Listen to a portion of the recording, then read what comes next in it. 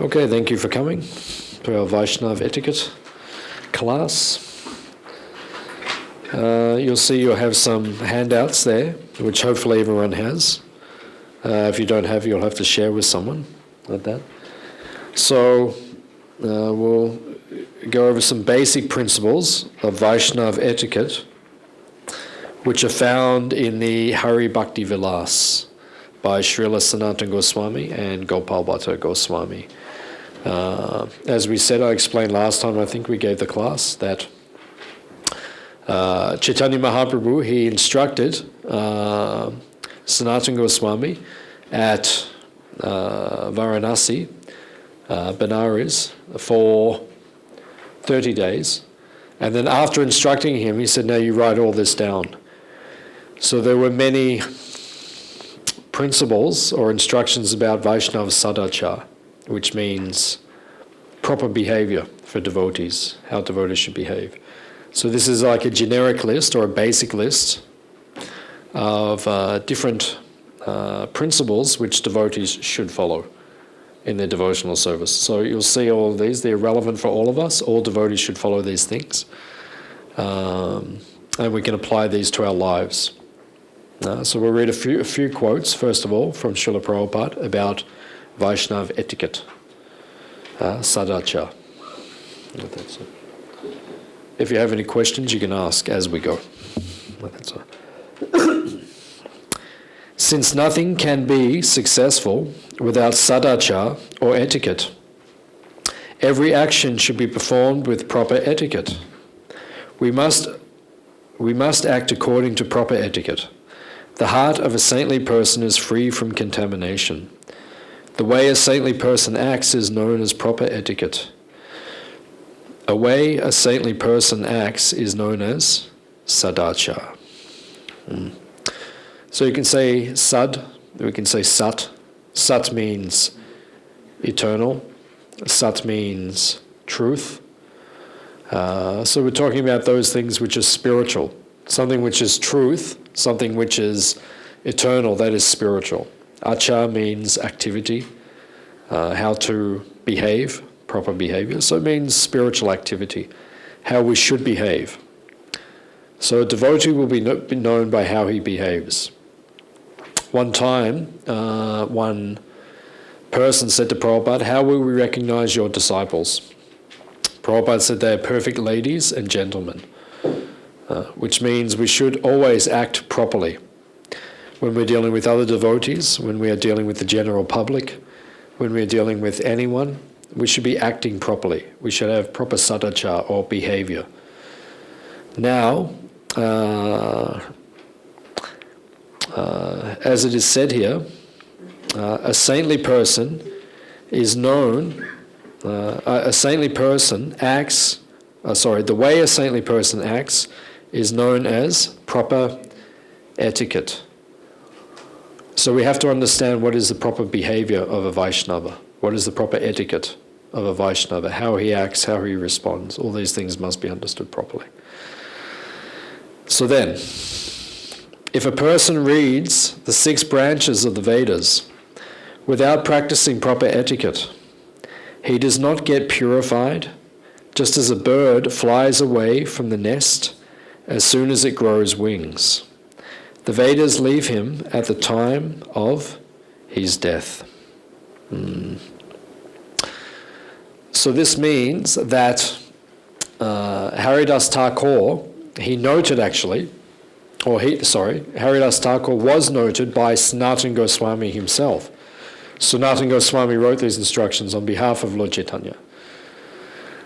And Sanatana Goswami said to Haridas Thakur, because they used to live together in Jagannath Puri at the Siddhabakul tree.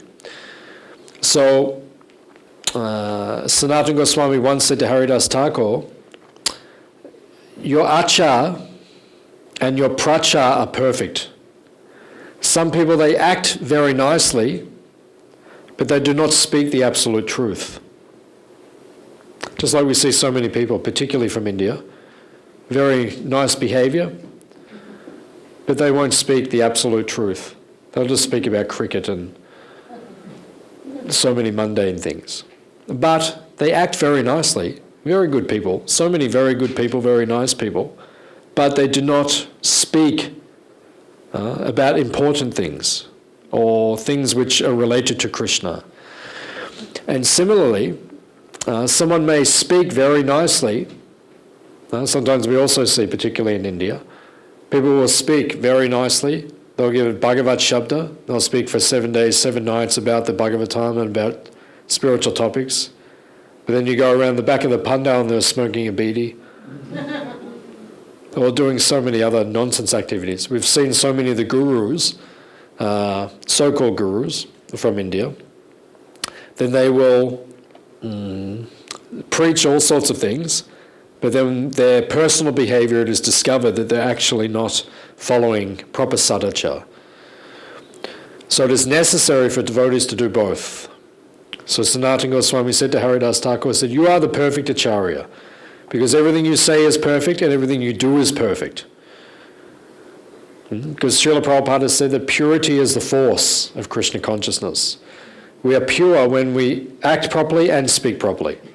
Not that we just do one or the other, both must be there. So here it is being recommended that we must follow both. Sadachara. Otherwise, what's the point? You know so much, you study so much, you read so much, but you don't act anything. You don't act properly. Well, what's the point? I'm so learned, I am so learned. I know so many shlokas, but I don't act properly towards others. Then what's the point? Where is the fruit of your learning? What is the fruit of knowledge? The fruit of knowledge is humility. If you have knowledge, you will be humble, not proud. People who have material knowledge, they become proud. And you see sometimes devotees, they have so much knowledge of Shastra, but they become very proud. So then all your knowledge is useless. Because you've not understood the actual purport. The purport is, you are simply a servant of Krishna, insignificant servant of Krishna. That is your constitutional position. So this means you have realization. There's a difference between jnana and vijnana. Jnana means knowledge, but vijnana means realization of the knowledge. Although one may have acquired the knowledge of all the Vedas, but if one is not practicing the proper etiquette, or if he does not become a Vaishnava, then all of this knowledge which he has acquired will be lost at the time of death. Proper etiquette increases fame, opulence, longevity, and destroys all inauspiciousness. So all these things take place. If you have proper etiquette, in other words, if you treat others properly, then what will be the result? You will get blessings. So what are the blessings that you will receive? You'll become famous, well known, well liked. You will become opulent. You'll get material prosperity, like that. Longevity means your life will be long, like that. And all auspiciousness is destroyed. This is simply by developing culture or etiquette, or learning how to act like a lady or a gentleman, like that. Now, we can understand in our behavior, if we act properly, if we follow proper sadachara, there will not be friction in our dealings. When you deal with other devotees or other people, if you're acting properly, there will be no friction. Just like you see between the husband and the wife. If they're treating each other properly, there is no friction.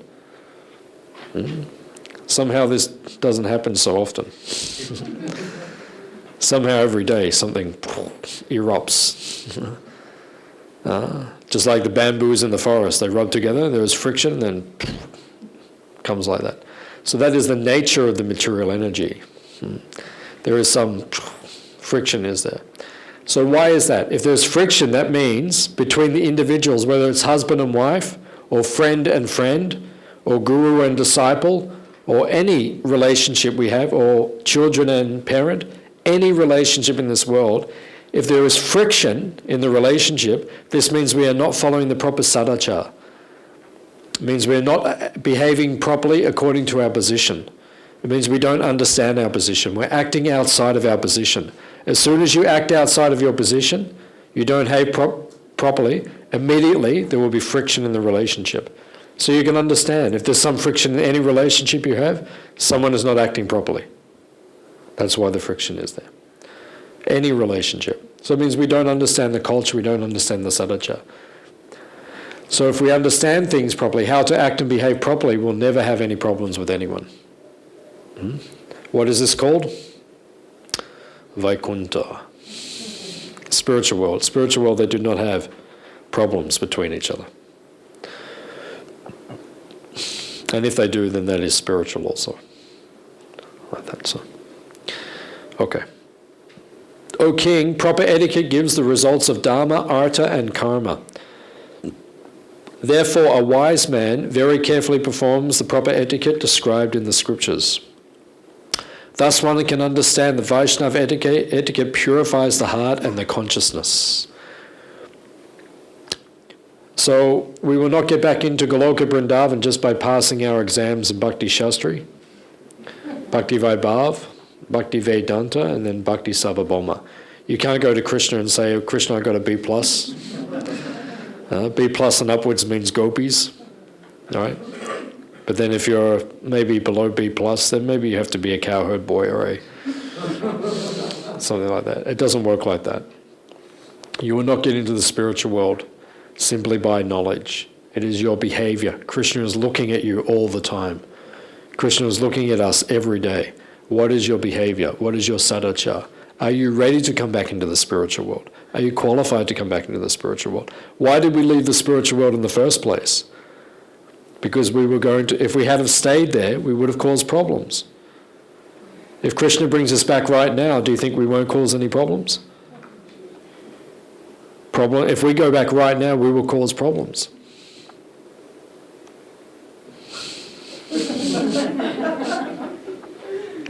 Guaranteed we'll cause problems. Guaranteed we will cause problems. Because we are not pure in heart. You're not pure yet. Mm-hmm. Therefore, we have no qualification to go back to the spiritual world yet. Therefore, we have to develop sadachara. So if we do go back to the spiritual world, if Krishna lets us come back, Krishna will let us come back, but he has to see you must behave properly.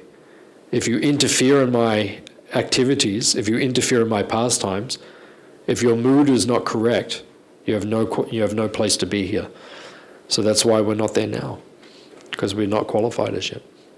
We will cause problems. So we have to learn the proper sadachara. Okay. Now, here are some basic principles and points from the Hari-bhakti-vilasa and the Nectar of Devotion about the proper activities of one who is a Vaishnava. Number 1. A Vaishnava offers respect and obeisances to the Guru, to the Lord and his devotees, and to other superiors. One must offer respect and obeisances to the superiors like the Guru, the Lord, and his devotees. We must also offer respect to superior relatives like the parents.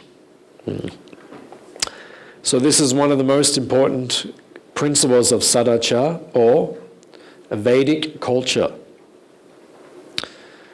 One of the most important elements of Vedic culture is respect to superiors. This is actually what Vedic culture is based upon. It is the underpinning principle.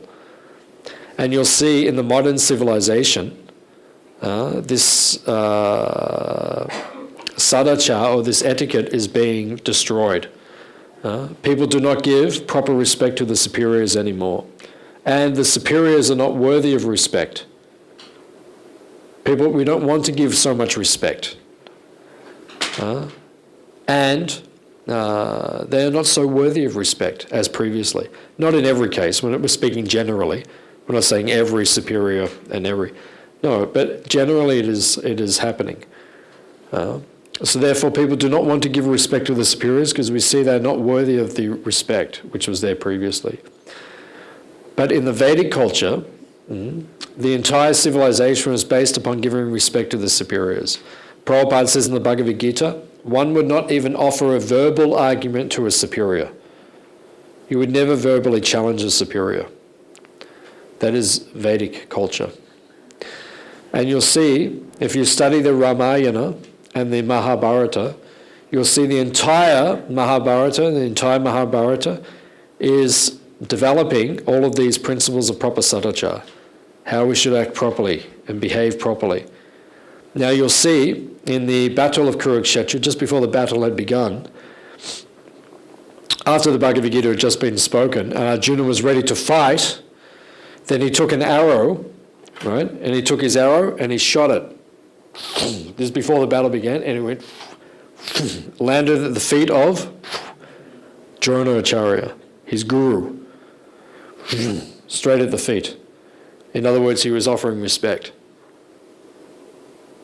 You've taught me everything. Dana or Veda, you've taught me everything. But now I must use this military science against you. If I have to, I will kill you. These are the laws of conduct on the battlefield. But you are my guru. I offer you all respect. So Acharya, he took an arrow, right? And then fired it back and clipped Arjuna's helmet. Just to touch him on the head. Ashirvad. Like that. Blessings. You are my best disciple. You are my greatest student. Do what you need to do. And I will do what I need to do. I will stop you, Arjuna. You'll have to go over my body to win this battle. So this is the etiquette. This is sadachara. Respect for the superiors. Like that. So in Vedic culture, it is said here, we must learn to respect the guru, the Lord, and the devotees. So there's a whole subject matter which is there. To respect the superior personalities, like that. It means we have to learn to respect all the devotees. The questions are there or not? No, just let me finish this point, then you can, yeah. So then, we have to learn to respect all the devotees. You'll see the symptom of the Kanishta Adhikari is when the guru comes to Melbourne, the neophyte devotee, right, is standing on all the other devotees' head to serve the guru. Right, pushing all the other devotees out of the way to serve the spiritual master. And even I hear sometimes the devotees come to me and they say, there is arguments and politics going on between even the disciples or the servants of the guru. This is not pleasing to the guru. Now you can understand why you're still in the material world. Because if you go back to the spiritual world, you'll just cause problems. What is the spirit in the spiritual world? Gopi Bhatu Pada Kamalayora Dasa Dasa Anudasa. I am the servant of the servant of the servant of the servant of the devotees of Krishna. But in the material world, even though we are all devotees, Vaishnava Bas, we are shadows of devotees. We look like we're devotees. We wear the tilak and we wear the kanti mala and the dhotis and the saris. We look like we're devotees, but then we're all putting ourselves first. Where's the dasa, dasa, anodasa? Where is the mentality? Where is the proper sadachara? So this must be practiced by the devotees. So it doesn't just mean, here it says you serve the guru, you serve the Vaishnavas, you serve the deities, the Lord, but you have to serve all the devotees properly also. Doesn't mean you just, when the big devotees come, you offer so much respect. But the little devotees, we don't have to respect them so much. What sort of sadachara is that? Krishna is not impressed. Krishna likes it when all the devotees are being respected. Like that, so get a point on. So actually, in the Vedic system, I don't know, like what I thought was, regardless of whether they are worthy or whether they are not, we have to respect them. They are elder, they are older than us, superior than us, whether I don't worry how they are, whether they are worthy of respect or not, but my duty is to respect them. That's what I understood. Even Yudhishthir Maharaj, even though Dhritarashtra did so many atrocious activities, but still Yudhishthir, he did so many things like put poison and burn the house. And finally, when he lost all the things, he was sitting in that house, like 13th chapter of the first canto, how Yudhishthir Maharaj really honored and he respected his uncle, even though he did so many. So what, I don't know, I might be wrong. I think that anybody who is superior, I won't worry whether they are worthy or not. My duty is to respect them. And that's what I think. I don't know. Yeah, that's the proper mentality. Devotees should have that correct mentality and towards the other devotees.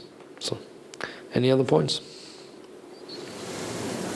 To the same point that everybody in the practice, so he has to practice the Pranada Krishna, so he has to for all the others without expecting this.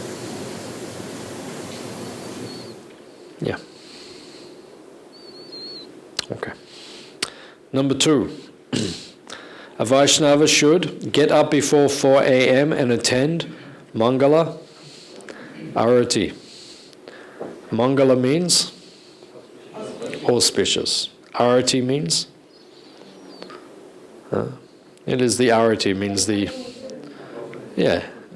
sacred ceremony which we offer to the deities. So, an hour and a half before the sun rises, that is called Brahma Muhurta.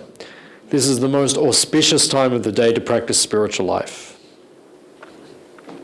To rise early in the morning and to involve or absorb one's consciousness in hearing and chanting about Krishna before the sun has risen. So here it is saying a devotee should attend the Mangala Arati of the deities as much as possible. The people in Kali Yuga, they have a habit of going to bed late.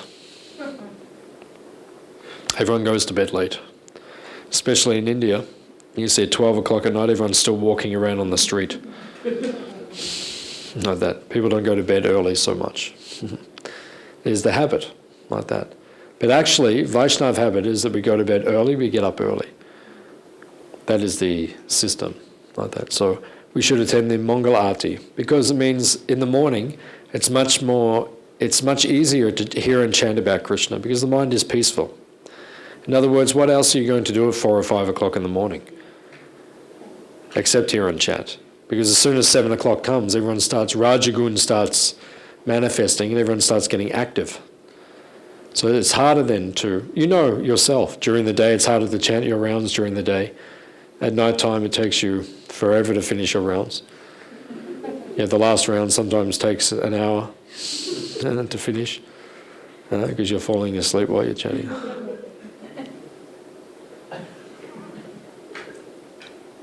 All that, so it's harder to chant.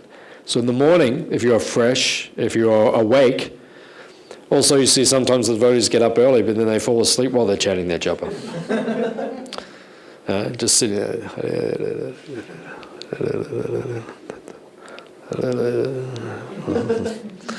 So you have to stay awake. So it means if you go to bed early, get enough sleep, and then, but the point is that we should rise early in the morning. This is the system. Srila Prabhupada would go to bed at 10:30 and rise at 12:30 without an alarm clock. Prabhupada was already up at 12:30, translating. While everyone else was at Mangalati, Prabhupada was translating his books, like that. So this should be the system. We should rise early in the morning. These are the peaceful hours. You see, Prabhupada used the early morning hours for his translation work. 12:30 in the morning till 5 o'clock, 6 o'clock, like that, he was translating.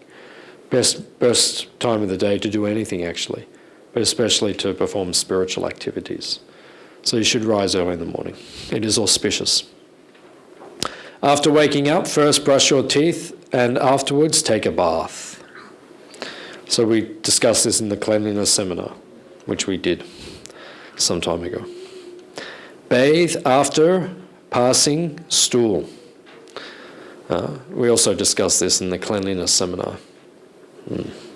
Devotees should be clean, like this. In English it says cleanliness is next to godliness. Cleanliness is next to godliness. So they said that they told Prabhupada this saying, cleanliness is next to godliness. Prabhupada said, no, cleanliness is godliness. The spiritual world is impeccably clean. Third canto of the Bhagavatam, you see. The Kumaras go to Vaikuntha, it describes the spiritual world as clean. But even still, even though everything is clean, everyone is still cleaning everything. Just to show that they're doing some service, like that. But actually everything is clean there. Just like you see on the floor, it's actually not cleaned properly. It should be vacuumed, like that. So devotees notice these things. Devotees do not feel comfortable if something is not clean. Just like some devotees picked me up from the airport this morning, and they took me to their place, their ashram. But I walked in, there was a couple of single men living there, and wasn't properly clean. This is the habit of, Prabhupada says, brahmachari means muchi, not properly clean. But your house should be suchi. It should be a place of cleanliness. It should be brahminical, sattva guna. Devotees live in sattva guna. We don't live in rajagun and tamagun. Everything should be impeccably clean, like that. So. Wash with water after passing urine. Also wash the hands and the feet. So these are all the proper sadacharas. We covered these things in the cleanliness seminar. Wash hands, feet and mouth before and after taking prasadam. We must at least wash our hands. In the Western countries it may be difficult to wash our feet, but when in India you should wash both your hands and your feet before and after taking prasada. So before you take prasad, wash your hands, wash your feet, your mouth, and then afterwards, all these things. Before you go and take, if you want to serve more prasad, you have to wash your hands, your mouth, and your feet if practical, like that. Also, one thing I think we mentioned when we did the cleanliness seminar on how to honor prasad, after you take prasad, you see quite often the devotees, they offer their obeisances after prasad. Is this good or not good? Why not good? Because everything is unclean, like that. But you'll see, even still, you'll see devotees quite often, after they take prasad, they offer their obeisances. It's something we do in ISKCON. They don't do it in India. In the Gaudiya Mats and the other institutions, they don't do these things. So it's something that we should not do. It's not considered cultured. We mentioned these things in the previous classes, but just so you remember. Wash hands after drinking water. This is done because when you hold your cup while drinking, your hands actually become contaminated. So we see that system that Prabhupada taught us. We call it like Brahminical drinking of water, or the Brahminical system. Prabhupada, when he drank the water, he would not touch his mouth to the cup. So you can just pour it like that. You see, Prabhupada would just go, drink the whole cup like that. So if you do not do that, then you do not have to wash your hands, technically speaking. But if you touch your mouth to the cup, then everything becomes contaminated. Prabhupada says that contamination travels like electricity. Just like the microphone, right? And then you follow the cord, right? And then, of course, there's no cord because it's a Kali Yuga system. But generally speaking, there is a connection. If one thing is electric, then this becomes electric, then that becomes electric, then everything becomes electric. So Prabhupada says contamination travels like electricity. So if you're unclean and you touch something, then that thing also becomes unclean. So you have to learn to keep yourself clean properly. You have to learn these things. Prabhupada was very particular about these things, very particular. If you read Hari Prabhu's diary, Prabhupada would constantly correct Hari Prabhu. He would say, if he would do something which was unclean, then Srila Prabhupada would say, you are just malecha. Malechas and yavanas. Just unclean. You don't know these systems. If you read Harisori Prabhu's diary, he was explaining to Prabhupada that before he became a devotee, he lived in England, like the northern part of England near Scotland. He said they would just take bath once a week. That was the system. Once a week, take bath. And they thought that was normal, that was natural. Prabhupada could not believe like that. So this is not etiquette like that. So a devotee is clean. That is the Vaishnava etiquette. Okay. Use the right hand for eating and drinking. Even if you are a lefty, try to use your right hand. So we covered this also in the previous classes. Good way to train someone if they're left-handed, make them sit on the left hand while they're taking prasad. And then that will teach them to use the right hand, like that. We only use the right hand to give something, to receive something, to take prasad. We never take, even I told you when Prabhupada would eat the banana, right? He'd pick up the banana, he would peel the banana with his mouth. Wouldn't even touch the banana with the left hand. You see, all of us, when we peel banana, we hold with the left hand and peel with the right hand, or like that. Prabhupada would pick it up and he would peel the banana with the teeth. This is the culture, the etiquette. Always wear clean clothes. We went through this whole cleanliness subject. If you want to worship the deity in the temple, hands up if you want to worship the deity in the temple. Okay, so one day if you want to worship the deity in the temple, you have to learn how to be clean. So you go back to week 1, it's on YouTube. You can watch, and then you can learn how to be clean. You have to follow all the proper etiquettes of cleanliness. It's interesting because these are general principles. This is not a cleanliness seminar. This class are general principles, but you see how much emphasis there is on cleanliness. And when Prabhupada was teaching us to worship the deity, then he said 2 things are important, cleanliness and punctuality. So cleanliness is a huge part of Vedic culture, of Vedic civilization. People are clean, they're Brahminical, they understand. Even I've been to India, in Brindavan, out in Braj, in the villages, and you get some simple girl, she's only 12 years old, she comes to the well, not the well, but the pump in the village, and she has all the children with her, but before she drinks from the pump, she runs the pump, gets some water out, and she gets the water, she takes earth, right, and she cleanses the pump, right, cleanses everything, then pumps some water, gets the water. She spends 1 minute, 2 minutes just cleaning the pump, even before she'll start drinking the water. This is Vedic culture. And you say, oh, she's just a village girl. But she knows cleanliness. She understands the system. So these things we have to learn. This is the Western disease. The Western disease is nothing is clean. Everything is contaminated in the West. Like that. So we have to learn, because then you become slack. And you think, oh, I want to be like the Westerners. I want to dress like them. I'll dress like a British person. You see the ladies in India, they wear saris. All the men, they wear pants. They don't wear dhotis. How many people wear dhotis these days? Actually, in Tamil Nadu, most of people wear. Okay, so Tamil Nadu is pure. Okay, we get the point. But, okay, you look, most of the managers are wearing saris, right? Most of the managers are wearing saris. But all the men are British. Right? The British ruined India. They don't wear the dhoti. What is wrong with the dhoti?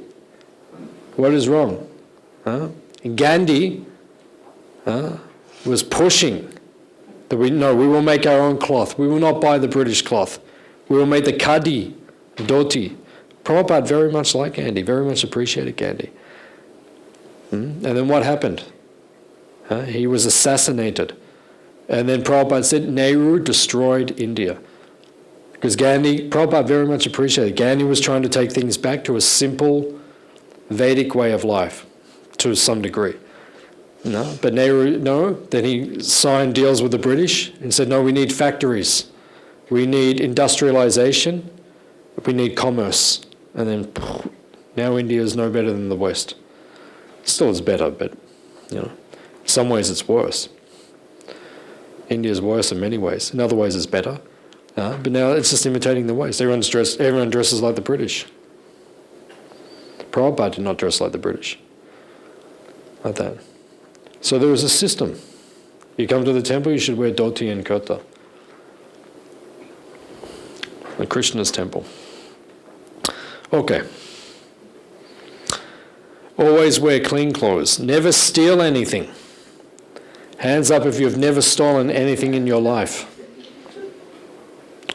Good boy. Never stole anything? So, is he telling truth or? Really? Wow. Never stole anything. Wow, so good. And hands up if you never stole anything this year. Since the beginning of the year, you never stole anything. Wow. He did steal flowers for other animals. Yeah. Well, that's so. So that Vaishnavas do not steal. Important point. Vaishnavas do not steal. Even in the past, sometimes accidentally someone gives you too much money, like when you go to the checkout or something, they give you too much money or like that. So I just kept it. Like that, or it always happens. People, they give you too much when you're at the shop or something. They give you too much or something. But now I'm getting more. I don't do it all the time, but I'm getting more into the policy or the consciousness that I'll be honest. So sometimes they give you too much, and you say, "No, I think you gave me too much," and they very much appreciate the honesty. And then usually what they do, they say, "No, just keep it anyway." But the point is that you were honest. Honesty is the qualification of a Brahmana. So we should not steal anything. We should learn to follow these things.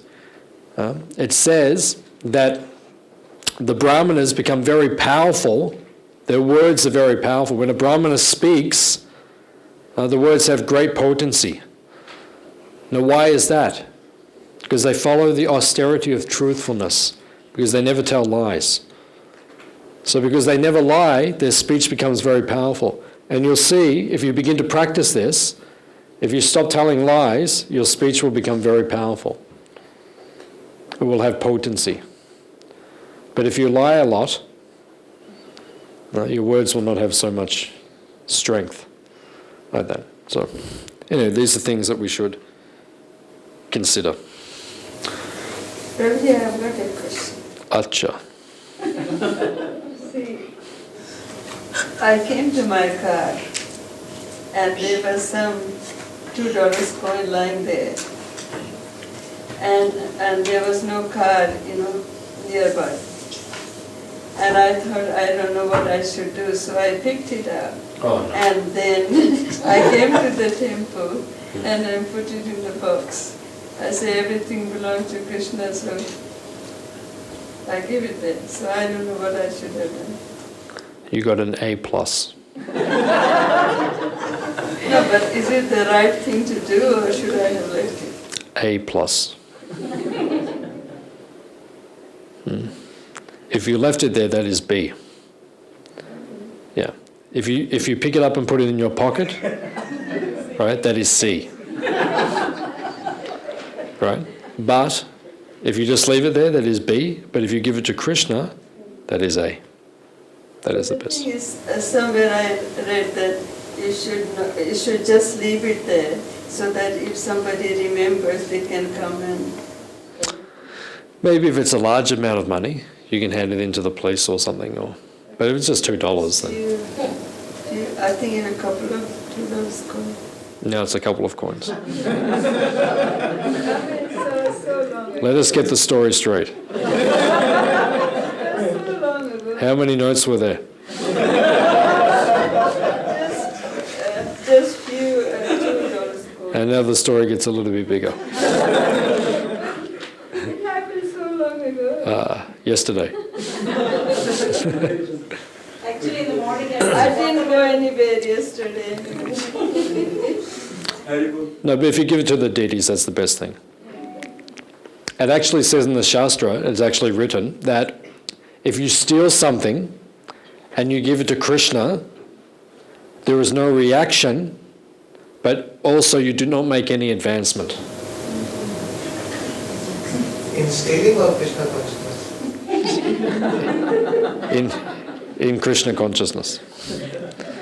So if you're stealing something and giving it to Krishna, right, you don't get any reaction because it belonged to Krishna in the first place, but you do not make any advancement either. So you have to consider this point. I'll tell you this story. In 1973, we went to South India tour, and my wife left a purse with passport, money, everything. And then she forgot. Then one young girl came and she returned me.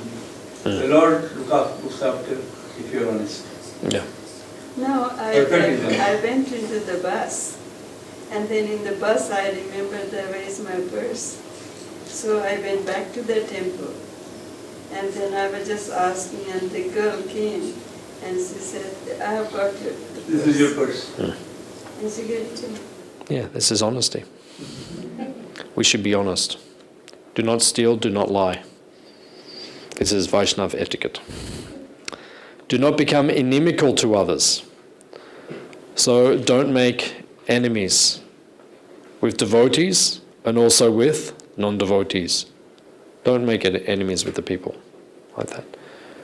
Be very friendly towards everyone like that, even non-devotees and like that. Even though sometimes the non-devotees don't have very good habits, they don't speak properly, they don't act properly, but still you should just be friendly to them. Don't get involved with them, but just be friendly. Stay neutral. Do not develop friendship with people who are envious, fallen, insane, inimical, extravagant, deceptive, lying, or illicitly related with women. Do not develop friendship with unchaste women. Okay, so this is a very comprehensive list. People who are envious, right? So avoid the envious people, like that. People who are insane, means if they are crazy, pagal, right? If they not there properly, it means you have to be careful with them because they may do something. If you give them too much trust, right? They may do something a little bit crazy. They may steal something or do something. So it just means be very cautious with them. That's what it means. Treat them properly, like that. Not disrespectfully, but it says don't develop friendship. It means don't be not a friend with them. Be respectful to them, be friendly to them, but just be cautious because they could do something. Envious people. Devotees are not, how do you say it? Devotees are not sentimental. In other words, devotees are streetwise. You know this saying? In the West we say streetwise. Streetwise means someone who knows how the street operates. Just like my Guru Maharaj, he grew up in New York City. So he used to tell us he was streetwise. Because when he walked down the street in New York City, there was always gangs, right? People who would steal things, people who would steal from you, people who would beat you, like that. So he said you had to be streetwise. You had to know who was who. You have to understand, look at them so they know that you know they're there, but then you look away. If you look at them too much, they'll become aggressive, but you just look just so they know. So devotee has to be streetwise. You have to know how to deal with all the people. Some people are low class, envious, dishonest. So you watch them. You look at them. I know what you're like. Don't get inimical with them, but just I know what's going on, so you just behave properly. Also the crazy people. You look at them, I know what's going on, so don't you misbehave. So you be friendly to them, but also you be cautious. Devotee has to know how to do these things. Who wrote this? Sanatana Goswami. Sanatana Goswami was dealing with the Muslims, right? The Nawab Hussain Shah. Nawab Hussain Shah was murdering people. Sanatana Goswami had to deal very carefully with these people. Nawab Hussain Shah said to Sanatana and Rupa and Sanatana Goswami, if you don't work for me, I will kill all of your people. That's what he said. If you don't work for me, I'll start killing all the cows and all of your people. So they had to deal very carefully. They knew that's why he's writing like this, because he knows how to deal with them. Deal with them in such a way that they act properly, but always keep your eye on them. Like that. So devotees have to be intelligent. Prabhupada was very intelligent. Prabhupada knew exactly how to deal with all the different types of people. Like that. So insane, inimical, extravagant. Extravagant means rich people. You have to be careful with dealing with rich people. because rich people, they become intoxicated. And if you associate with them, you'll also become intoxicated with the material energy. And that's all. Deceptive, lying, or illicitly related with women. Do not develop friendship with unchaste women. So Chaitanya Charitamrita says, do not associate with women or those who are attached to women, which means this is the modern world. So don't deal with unchaste women, or women do not deal with unchaste men, right? Those who are too attached to the opposite sex for illicit sex, right? Be very careful about that association. So don't associate with the opposite sex, or those who are attached to the opposite sex, which is even more dangerous, because they will bring your consciousness down very, very quickly. Oh, that's all. Do not travel alone. What's that? After Envious, there was fallen. I missed the fallen? Okay, sorry. Okay. So do not deal with the fallen people also. Okay. Next one. What do you mean by fallen? Fallen means someone who's not following the regulative principles. Like that, so. Do not travel alone. Especially this is in Vedic times, where you had to walk everywhere, long distances. Right? It says, do not travel alone. And these days you have to be also very careful. Right? Do not walk by yourself, especially the ladies. Be very careful. Always walk with another lady in the dark. Even you're going around the streets around the temple, you have to be very careful. Especially in Brindavan. Every morning program, Mangalarti, they announce all the Matatis never go alone, don't wear jewelry, there's so many things announced. Yeah. Yeah, Brindavan is not safe. Brindavan, the spiritual world is safe, but in the material world it's dangerous. Like that. The women should never walk alone in Brindavan. So even in the West, don't walk by yourself at night. Like that. Even around the streets, around the temple, you don't know. It's dangerous. Like that. Don't go into the dark places. Be sensible. That's the point. Like that. Even the men, you have to be a little intelligent. Like that. So, do not sneeze or yawn without covering the mouth. All right. So if you sneeze, or if you yawn, like that. Sometimes you're giving class and someone starts going. No, it's not very encouraging. At least cover your mouth. At least cover your mouth. At least do that. If you're going to yawn, at least, that's better than just not covering your mouth. Devotees don't do like that. Do not laugh loudly. This means if there's an appropriate joke, then you can laugh loudly. Like that. But actually I'm not sure exactly what that means.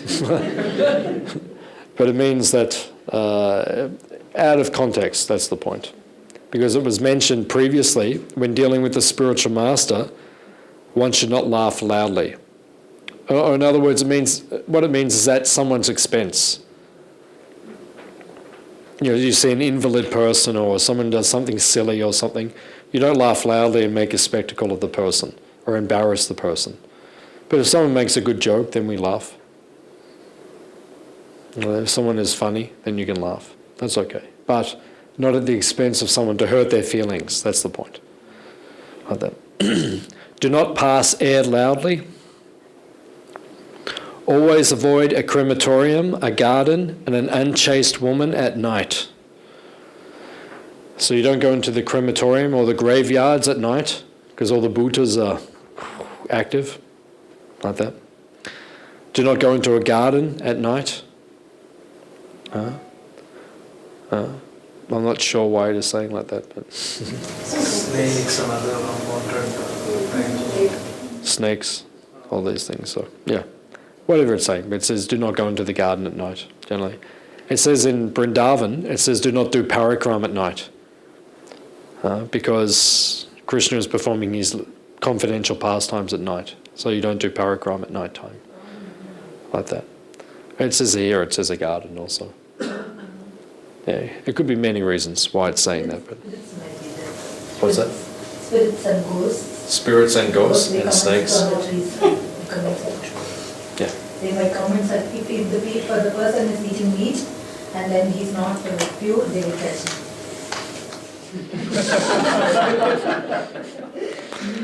Okay. So I'm not sure why it's saying garden, but like that. And an unchaste woman at night. That's obvious. Don't go to an unchaste woman, a prostitute. Do not go at night. Do not take shelter of a fallen person. So be careful of who you associate with. Mahaprabhu says, satsanga tyaga, a Vaishnava Acharya. Vaishnava Acharya. How does a Vaishnav behave? A satsanga tyaga. He does not associate with the non-devotees. Be very careful who you associate with. Only associate with the non-devotees as much as you need to for practical reasons or to give them Krishna consciousness. Otherwise, avoid their association. It contaminates the consciousness. Neither sleep too much nor stay awake too much. Don't sleep too much. Right? Prabhupada says in Bhagavad Gita, how much sleep? 6 hours. But if you look at all of Prabhupada's conversations, particularly, Prabhupada says we should sleep as much as we need to do our service for Krishna. So some places he says 7 hours, 8 hours. Prabhupada even says if you're working very hard, then maybe even 9 hours. Like that. But generally devotees sleep like 6 or 7 hours. I need about 7 hours sleep to function properly. If I don't sleep more, if I sleep less after 2 or 3 days, I start. If I sleep only 6 hours a day, after 2 or 3 days, I start dysfunctioning. So about 7 hours is good. 6 hours is better if you can. 5 hours is better if you can. 2 hours is best if you can. That's best, but as much as you need, but not too much. That's the point. Did Prabhupada used to sleep in the daytime? Yeah. Prabhupada would take rest after breakfast and after lunch. For how long? Half an hour. Okay. 2 hours at night, half an hour and half an hour. So that was 3 hours and 1 hour massage. So about 3 or 4 hours a day he rested. The rest of the time he was doing service. But Prabhupada is Prabhupada. But he was empowered especially. Yeah, and then he said to Guru Kripa, he said, why you are not Paramahamsa? Anyone can do it, but it's very difficult. I can't do it. Well, I can do it, but not so advanced. Do not outstretch your legs in front of your elders. We mentioned this. Prabhupada devotees put their feet out in front of Tulsi Devi. Prabhupada said, you have committed an offense to Tulsi Devi. Offer your obeisances. So you never put your feet in front of them. We discussed this in the previous classes. Do not pass stool or urine on the road.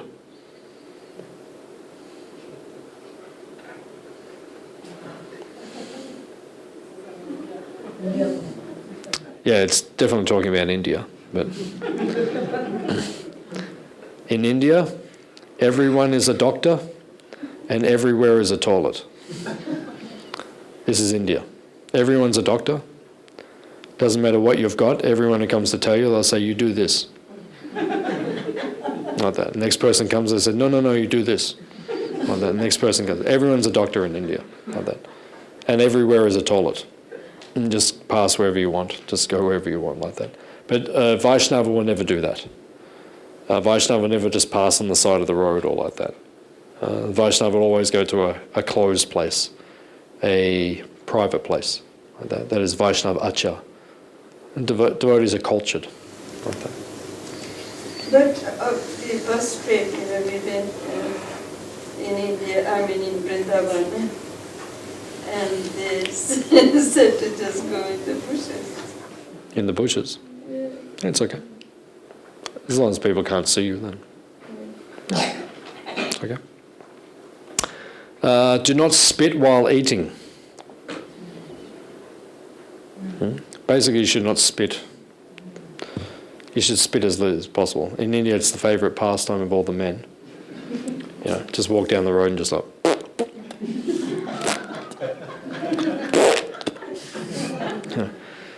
Yeah, just chewing their pan, just... Yeah, everywhere and anywhere. But be conscientious. All the buses and the trains are smeared with the red color. Yeah, they just spit everywhere. It's disgusting. Like if you're going to spit somewhere where someone's not going to walk. You know, don't spit in the middle of the path or the middle of the road. It's very hard in Brindavan when we walk all the time. We have to watch who has spit and go through. Very hard. That's why we live in Australia. No spit key. No. Yeah, so if you're going to spit, then at least be conscientious. Do not insult women. Big mistake. No. Your life will never be the same again. Do not insult the women.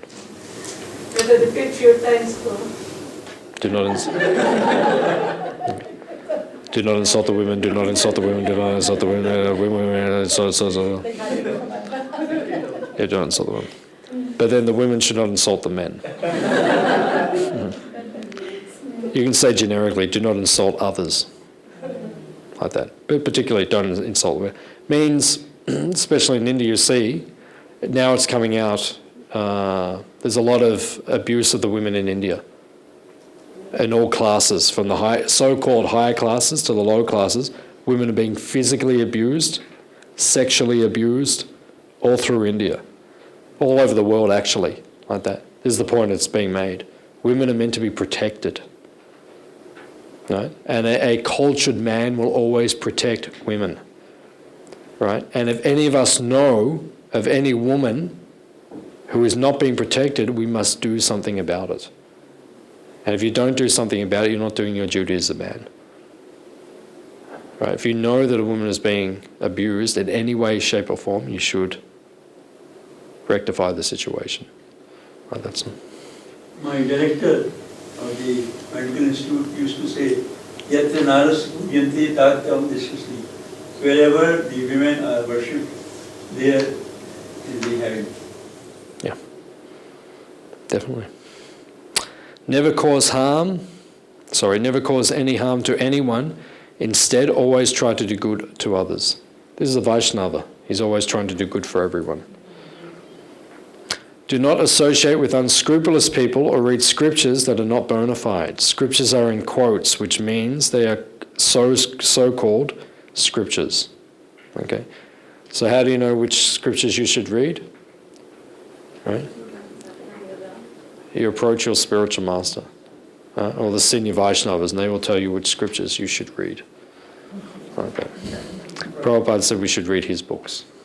What does it mean scriptures are in quotes? There's quotes, like the little quote marks.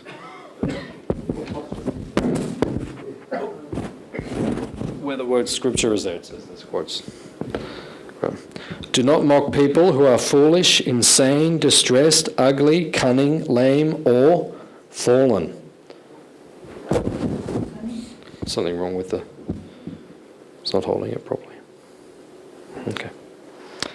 So in other words, do not put down people who have some sort of fault or blemish. In other words, if someone is disabled or something, do not ridicule them. There's many examples in the Shastra where proud people, they would insult the sages. The sages had like Ashtavakra. There's many examples. Right? And then they got cursed, heavily cursed. So if you insult someone who has some problem, the curse will come back to you. The insult will come back to you. You'll get a reaction. That's the point. You will get the karma. Do not chastise anyone except sons and disciples to educate them. Why you must not chastise mock cunning people? Which one? Cunning people? Because cunning people, they will retaliate. They will do something back to you. So don't chastise anyone except the sons and disciples to educate them. So be very careful. You only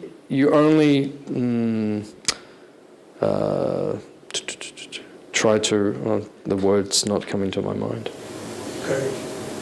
Correct, yeah. You only try to correct someone if they accept your authority. If they do not accept your authority, don't correct them. Then what's the point? If someone accepts you as an authority, then you can correct them. If they don't, then don't waste your time. That's all. Bathe after shaving, copulating, or going to a crematorium. So any of the men, you shave before you take bath. Sometimes you see people that don't know, they take bath and they come out and they shave. It's like the elephant rolling in the mud. Doesn't make any sense. Do not hit anyone on the head or pull anyone by the hair. Please. Don't hit anyone on the head. Copulating means sex. Like that. Yeah, that's that. Do not eat yogurt or chickpea flour at night. Actually, Srila Prabhupada instructed us about yogurt, but we are not so sure about the chickpeas. So you be careful about that now. Don't eat chickpeas at night. In the morning they are good, but not at night. So yogurt and chickpeas, at night time, just be very careful. If you eat them or if you overeat them, they will cause problems. Especially for the men, it can make you pass semen in the middle of the night. If you eat too rich at night, too spicy, too rich, yogurt, chickpeas, kapha, heavy foods, you may pass your semen at night, which is not auspicious. Like that. So avoid the heavy foods, especially at night. If someone insults you, leave that place silently. Especially if it's your wife. And just leave silently. Yes. Say, yes, Mataji, you are correct. And just leave silently.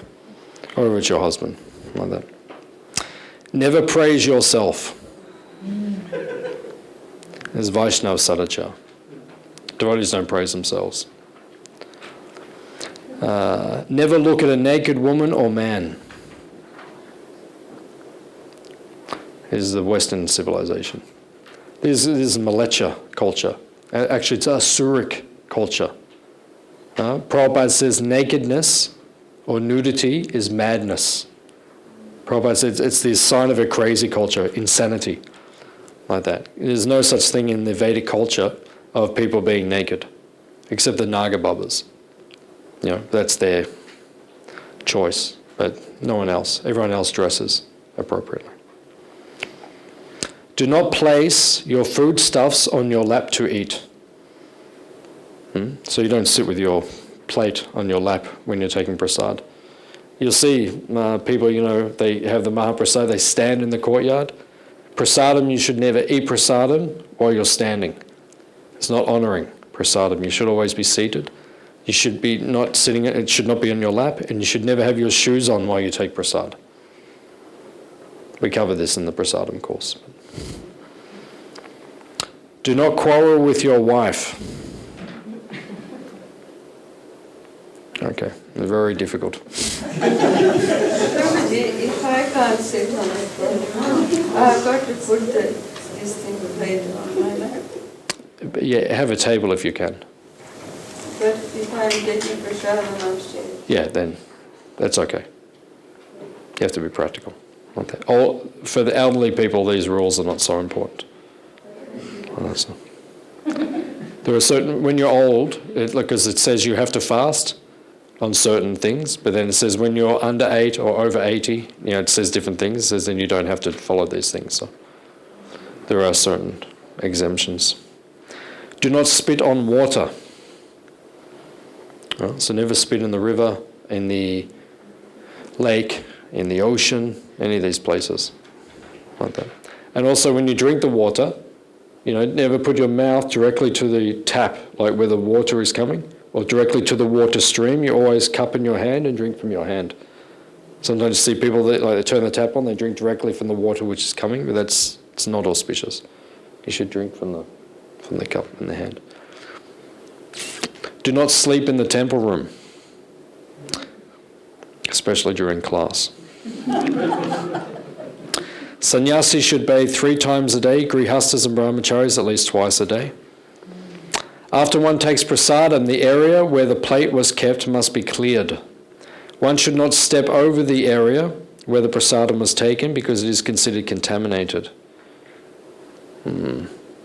So this is a basic principle. We've gone over this before in the cleanliness seminar. After touching the inside of the mouth or nose, one must wash his hands. So you can see that many of these things are just practical etiquettes about cleanliness. That's how important cleanliness is in Krishna consciousness. So, does anyone have any further questions?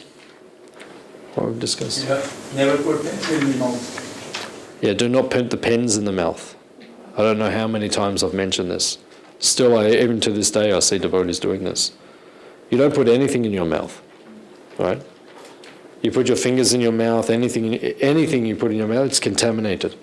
I see devotees sitting there chewing on their pen while they're listening to the lecture. It's disgusting. Any other question, comment? Okay, Srila Prabhupada ki? Very good.